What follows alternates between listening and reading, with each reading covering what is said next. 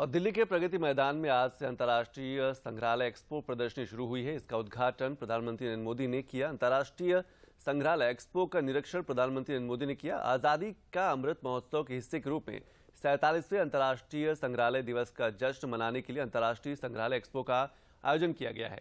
इस वर्ष के लिए अंतर्राष्ट्रीय संग्रहालय दिवस का विषय संग्रहालय स्थिरता एवं कल्याण है।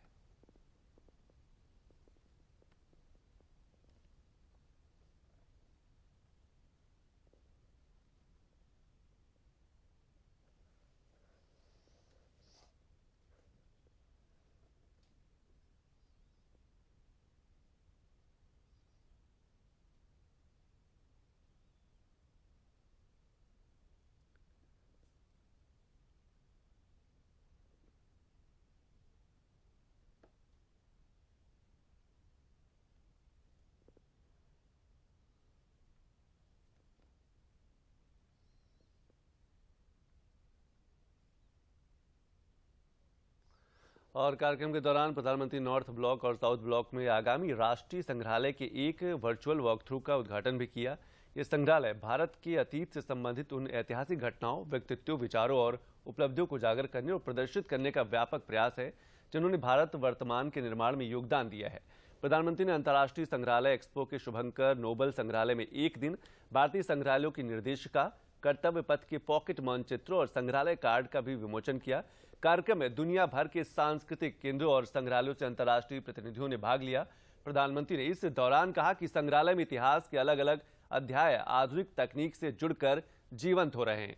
म्यूजियम में हमें एक ओर अतीत से प्रेरणाएं मिलती है तो दूसरी भविष्य के प्रति अपने कर्तव्यों का बोध भी होता है। प्रधानमंत्री ने जोर देते हुए कहा कि गुलामी के सैकड़ों वर्षों के लंबे कालखंड में भारत का एक नुकसान ये भी किया है कि हमारी लिखित अलिखित बहुत सारी धरोहर नष्ट कर दी गई है। ये सिर्फ भारत का नुकसान नहीं हुआ, ये पूरी दुनिया का नुकसान हुआ है। में भी इतिहास के अलग अलग अध्याय आधुनिक तकनीक से जुड़कर जीवंत हो रहे हैं। जब हम किसी म्यूजियम में जाते हैं तो ऐसा महसूस होता है जैसे बीते हुए कल से, उस दौर से हमारा परिचय हो रहा है, हमारा साक्षात्कार हो रहा है। म्यूजियम में जो दिखता है वो तथ्यों के आधार पर होता है, प्रत्यक्ष होता है, एविडेंस बेस्ड होता है। म्यूजियम में हमें एक और अतीत से प्रेरणाएं मिलती हैं तो दूसरी ओर भविष्य के प्रति अपने कर्तव्यों का बोध भी होता है। और प्रधानमंत्री ने जोर देते हुए कहा कि गुलामी के सैकड़ों वर्षों के लंबे कालखंड में भारत का एक नुकसान यह भी किया है कि हमारी लिखित अलिखित बहुत सारी धरोहर नष्ट कर दी गई। यह सिर्फ भारत का नुकसान नहीं हुआ, ये पूरी दुनिया का नुकसान हुआ है। वर्षों के लंबे कालखंड ने